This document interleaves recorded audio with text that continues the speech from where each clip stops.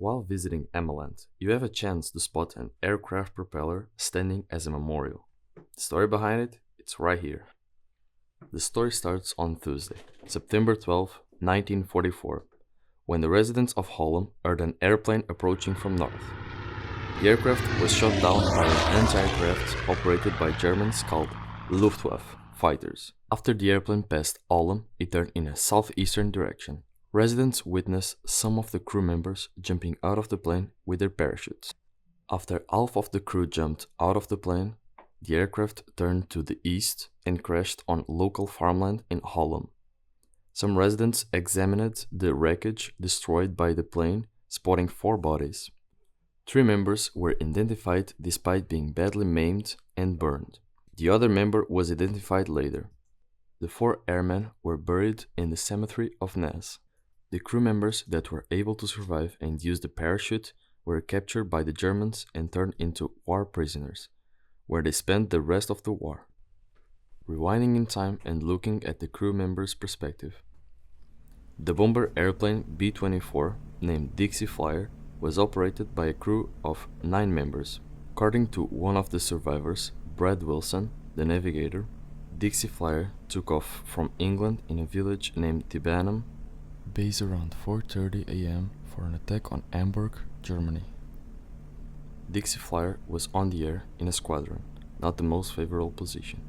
Our best route is to fly over the North Sea towards the Danish coast and then turn south. Once we see land, we need to turn west and approach Hamburg from the east. While the navigator was leading the crew, the plane for an unclear reason had already turned south, even before reaching the Danish coast. The route of Dixie Flyer was now flying over a German island called Helgoland, with its many anti-aircraft guns.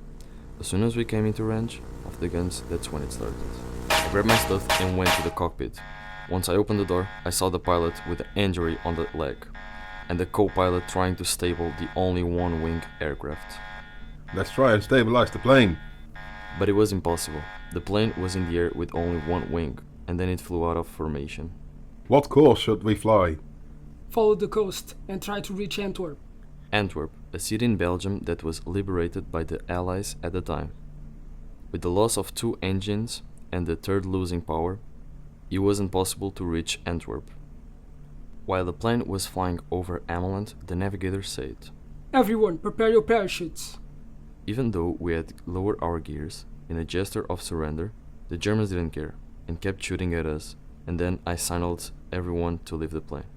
While falling, I remembered the training we had been given. Count to 10 and pull the rope. I counted to 3 and pulled the rope. Nothing happened. I then pulled out the parachute by hand. While landing, we were fired upon by German soldiers. They didn't care about empathy, they only cared about seeing us dead.